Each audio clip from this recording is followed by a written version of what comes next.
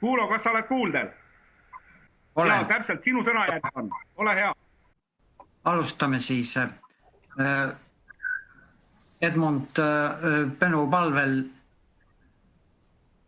ma siis teen väikse ülevaate sellest koroonaviiruse haiguse olukorrast, mitte niivõrd Eesti mastaabis, kuivõrd rohkem sellest, mis Pärnus on juhtunud. Ja pärast kõnelen ka sellest, kuidas see viirus levib, kuidas ta säilib väliskeskkonnast, millised võimalused on desinfitseerimiseks, aga samuti kes kuuluvad riskirühma ja kuidas siis lõppude lõpuks seda maski peaks nagu kandma. Kas ma olen normaalselt kuuldal, jah? Olen. Kuuldavus hea. Okei. Pärnumaal, nagu see Terviseamet praegu oma arvestust teeb, rahvastikuregistri alusel on siis olukord selline Pärnumaal, et kui 9. aprillil oli Pärnumaal 96 juhtu, siis päeva, paari ja 3 kaupa on see arv suurenenud tänaseks 15. aprillil 86 juhuni ja iga päev on juurde tulnud 2-3 haigusjuhtu. No niimoodi statistiliselt epidemioloogias tehakse arvestusi kas 100 000, 10 000 või ka 1000 elaniku kohta. Praegu tavaks on võetud siis Eestis momendil haigusjuhtude arv 100 000 elaniku kohta ja see antud momendil Pärnumaal on 10 juhtu 10 000 elaniku kohta. Võrdlusena see nii palju, et Saaremaal on see 149 juhtu ja Eestis tervikuna on ta umbes sama nagu Pärnus 10 juhtu. Kõige rohkem on haigusest tabatud inimesed vanuses 55-59 aastat, 65 ja enam ning 45 ja 54. Tuletan teile meelde, et Pärnumaal registreeriti või avastati 2 esimest juhtu 13. märtsil käesoleval aastal. Nüüd uue koroonaviiruse püsimisest eluvõimelisena väliskeskkonnas ja samuti mitmesugustel objektidel. See viirus satub õhku aerosooli kujul, kui inimene aevastab, köhib, intensiivselt hingab või ka kõneleb ja ta püsib õhus kuni 3 tundi. Ta levib kas jämedate piiskade kujul kuni 2 meetri kaugusele ja peente piiskadega kuni 10 meetri kaugusele ruumis. Väliskeskkonnas tuule mõjul ta muidugi paljuski ajub. Nüüd plastikesemetel säilib ta eluvõimelisena 3 päeva, roostevabast terasest esemetel, näiteks vannitoa kraani käepidemel 2 päeva, vasest esemetel 4 tundi, aga vase kohta teame me isegi ammust ajast, et vasest käevõrud kuidagi aitavad meil haigused eemal hoida.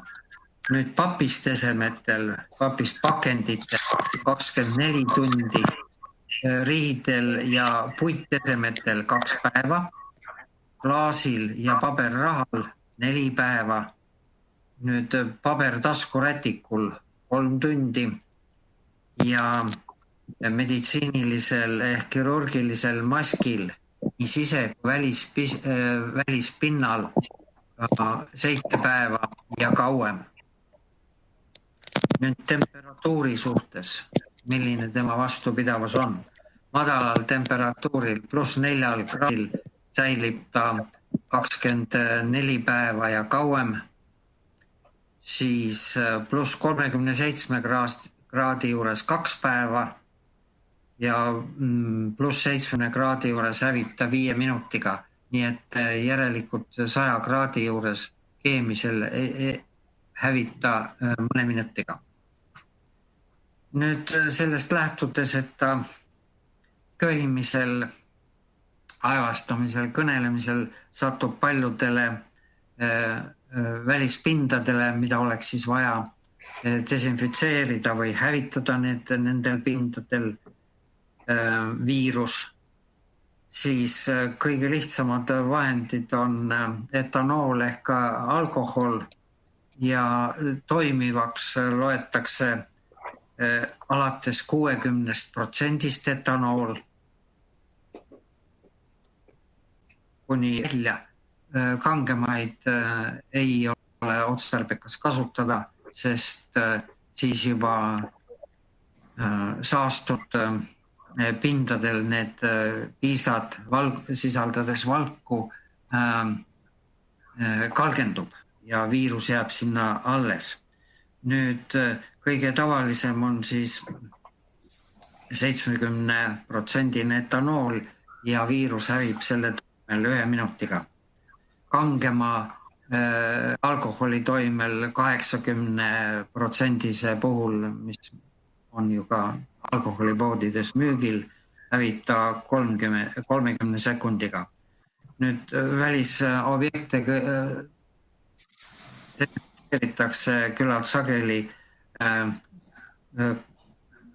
kloorluvialahusega ja keemiliselt on see naatriumkloriid ja sellel toimel hävib ta kuskil 3-5 sekundiga. Nüüd meditsiinis küllalt palju kasutatakse propanooli, see on siis 70-75%, selle toimel hävib ta ka 30 sekundiga. Nüüd meile on soovitatud hoida distantsi haiguskahtlase või haige inimesega vähemalt 2 meetrit. Paljudel juhtudel osutub, et see ei ole mitte küllaldane. Ja paar nädalat tagasi ilmus Hollandi ja Belgia teadlaste poolt tehtud katselise uuringu tulemused, kus nad näitasid, et üsna suur nakatumisoht haigega, kui see haige kas aevastab, köhib, hingeldab või isegi sülitab, siis see aerosool tema taga asetseval või paikneval inimesel on kõige suurem oht on siis, kui ta just tema taga paikneb. Väiksem see oht, nakatumisoht on siis, kui ta paikneb sellest aevastajast külgedel või taga diagonaalis. Ja tuleb välja, et see vahe peaks siis selle inimesega olema hoopiski 3,5 kuni 4,5 meetrit, kui te käite näiteks selle inimese taga või sörkjooksu teete. Kui aga inimene jookseb tempoga, siis peaks see vahemaa olema 9 meetrit ja näiteks kiirel jalgrattasõidul isegi 18 meetrit. Nüüd haige või haiguskahtlane inimene võib eritada viirusi ja kerge haigusvormi puhul eritab inimene haige või haiguskahtlane inimene viirusi 1-3 päeva enne haigusnähtude ilmumist ja kuni 8 päeva pärast sümptomite või haigusnähtude kadumist. Ja keskmise raskusega vormi puhul ja ka enamik Eestis praegu põdevaid inimesi on kerge või keskmise raskusvormiga inimesed, kes on haiglasse sattunud ja nemad võivad eritada viirusi isegi 7-12 päeva enne, kui nendel üldse haigusnähud ilmuvad. Muuseas tuleb välja, et nakatunud inimene võib eritada viirusi ka roojaga ja seda võib ta teha alates 5. haiguspäevast ja see võib kesta isegi kuni 4-5 nädalat. Nüüd palju on juttu olnud viimastel päevadel sellest, et paraku paljud paljudel nakatunutel haigusnähud ei ilmne, nad on nii-öelda asümptomaatilised haigusnähtudeta inimesed ja isegi need inimesed võivad eritada viirusi vähemalt 5 päeva ja küllap see ongi üks niisugustest teguritest ka meil Eestis. See tähendab kas sümptomaatilised haigusnähtudeta või väikeste minimaalsete kaebustega nakatunud inimesed, kes levitavad elanike hulgas meil just viirusi. Nüüd kahtlemata on üsna hea, kui me kõik teame, kes on need riskirühma kuuluvad inimesed, kes eriti kergesti võivad nakatuda.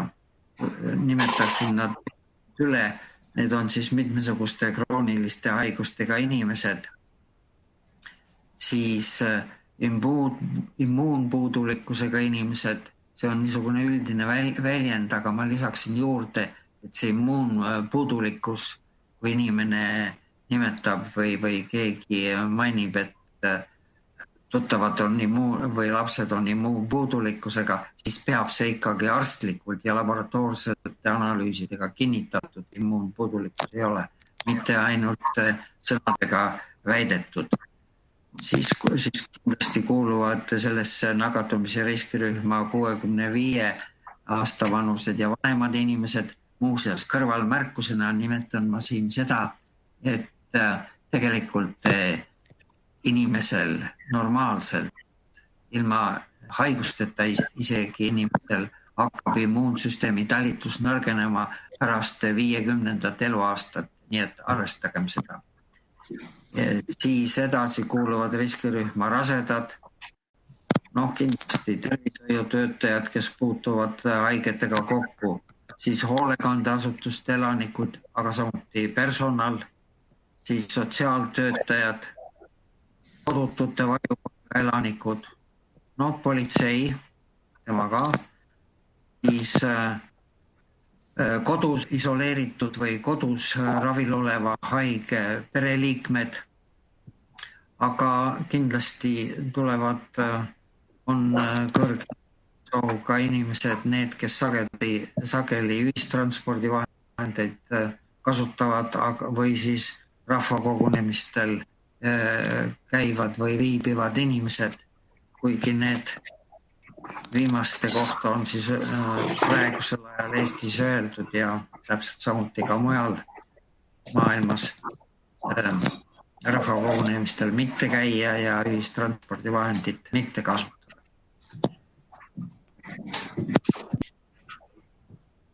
Nüüd teha viit selle kohta, kuidas siis ja mis peaks meditsiinilist, kirurgilist maski kasutama või kandma. Tuleb välja, et Eestis on parasjagu suur segadus sellega, milline see kirurgiline ja ehk meditsiiniline mask üldse on. Ja selgub, et päris suured partiid viimastel päevadel Eestisse saabunud maskidest ei olegi mitte üldse meditsiinilised ehk kirurgilised maskid, vaid hoopiski on nad tolmumaskid.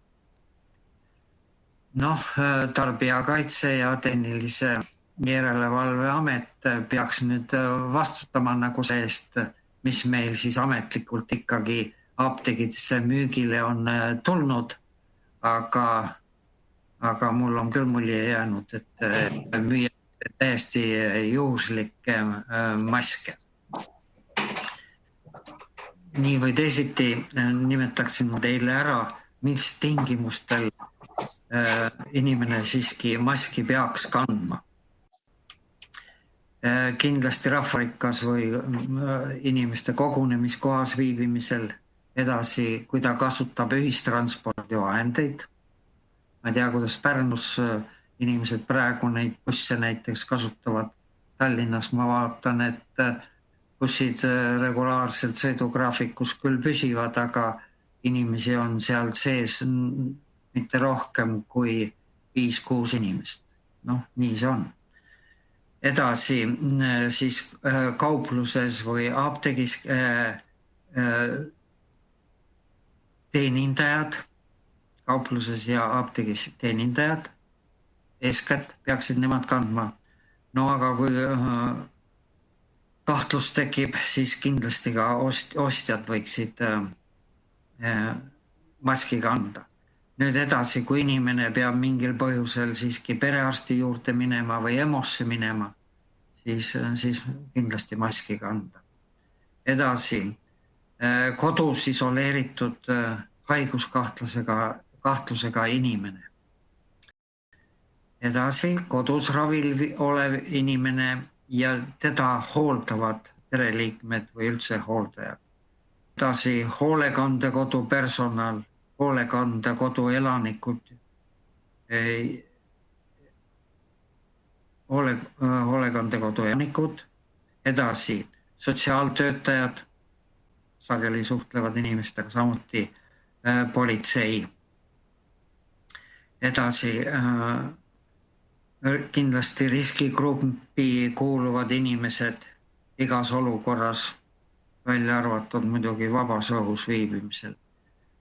Siis soovitaksin ka nendel inimestel, kes köhivad, aevastavad, kuid muidu terved inimesed, aga kui nad viibivad teiste inimeste läheduses, siis et neid kahtlusi vähendada, pangu nad ikkagi mask ette. Nüüd need inimesed, kes on küll terved, kui nad kahtlustavad, et nad võivad olla nakatunud, näiteks, mis tingimusel, näiteks on viimase 14 päeva jooksul puutunud kokku haigega või on saabunud koroonaviirushaiguse levikuga riigist. Neid koroonaviirushaigusega riike tänapäeval on maailmas peaaegu 190. Nii et praktiliselt igast välisriigist saabunud isik võib olla seal välismaal kokku puutunud nendega. Nüüd ja lõpuks perekonnas kõik need pereliikmed, kes suhtlevad kas imikutega, väikelastega või vanemaealiste inimestega. See oleks mõistlik, kui nad on väljast tulnud koju ja puutuvad nendega kokku, et siis siiski kanda maske. Vot niimoodi. Edmond, minu jutt on lõppenud. Ma loodan, et üht-teist teil kas meelde tuli või meeles peate. Nii et need on sellised minupoolsed infokillud teile. Aitäh, härra Kuulo. Kindlasti on komisjoni liikmetel ja volikogu liikmetel palju küsimusi. Ma vaatan, et siia kätti ei ole küsimusi tekkinud, et küsin siis üle, et kas kellelgi on härra epidemioloogile küsimusi? Minult võite küsida vabalt ja palun ärge seostage mind mitte kuidagi viisi Terviseametiga. Just täpselt. Tere minu poolt ka, mina olen Vladimir Zandanika. Ja ma küsiks üks asja, et ma käin väljas, ütleme, ja pärast olen tuppa.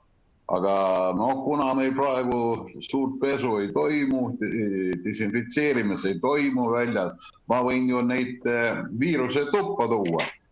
Kuidas ma saaks vältida seda asja? Aitäh teile.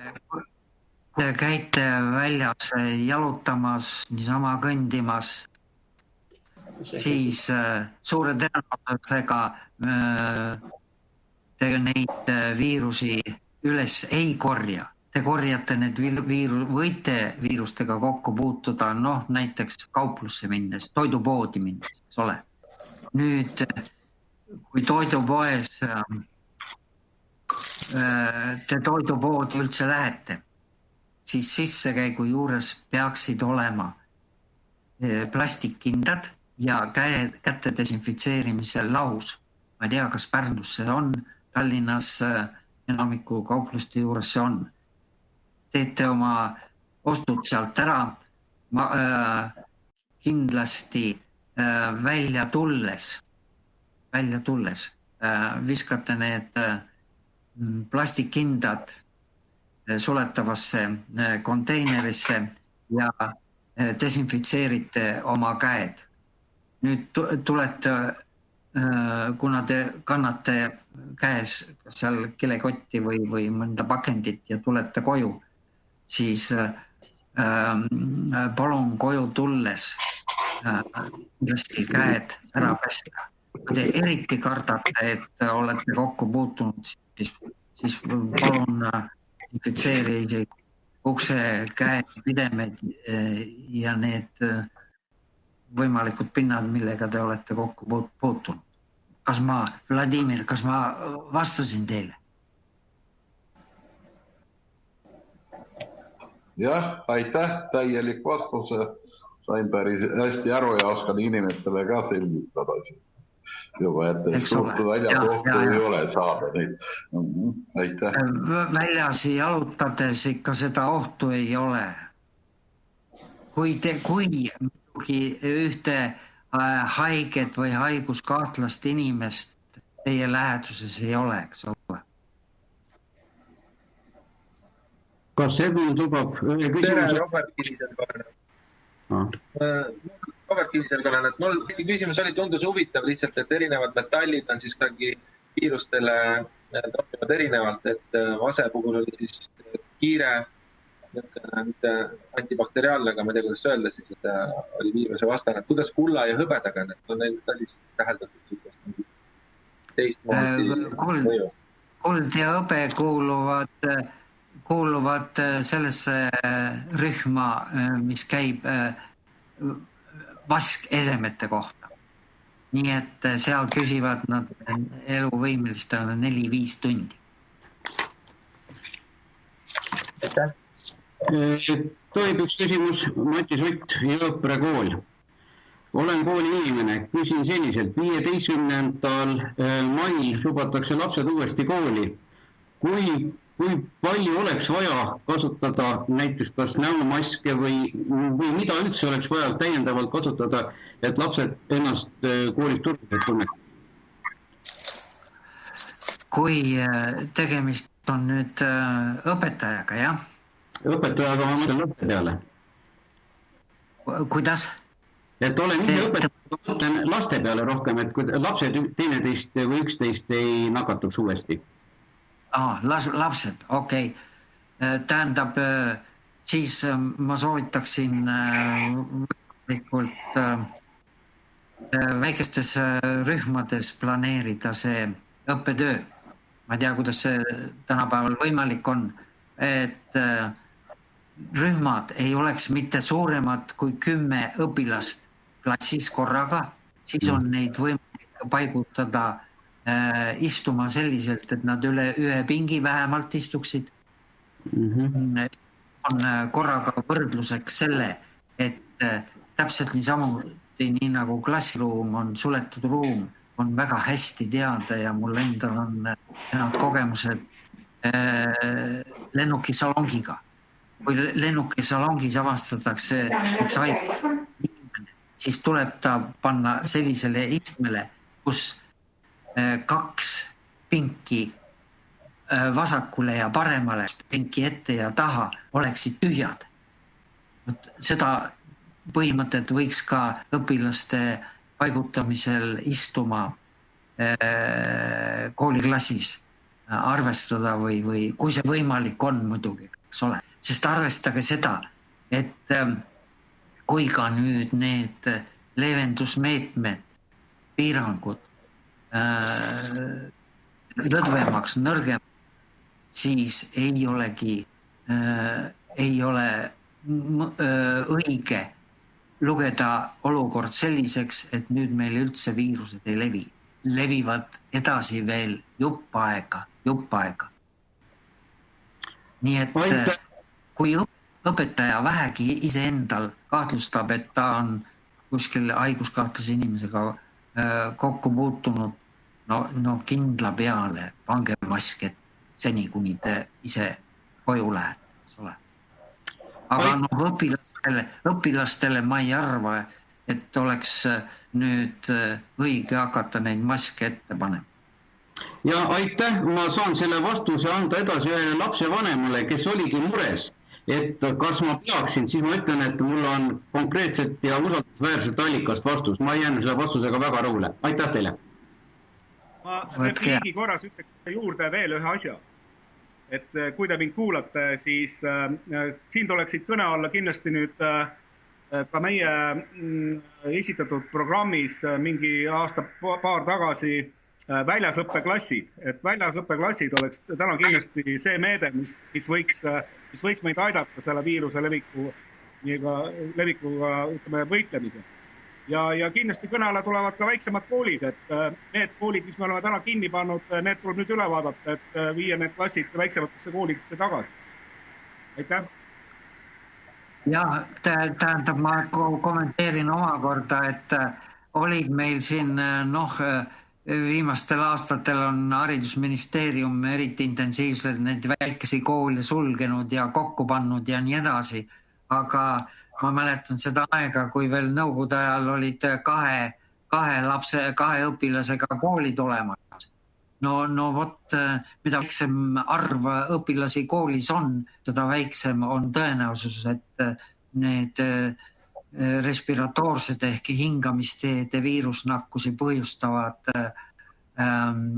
nakkused saavad levida. Nagu ma aru saan, vist küsimusi rohkem ei ole Kuulole. Mul on teile ettepanek, kui need küsimused veel tekivad ja need küsimused võivad olla üsna niisugused spetsiifilised, mida oskab ainult üks elus palju näinud epidemioloog nendele vastusi anda, et Edmondi kaudu võite minuga e-maili teel ühendust saada, nii et ei ole probleeme. Olen valmis teile alati vastama. Aitäh, Kuulo, et sa meid täna informeerisid selle väga olulise teabega. Et suur aitäh!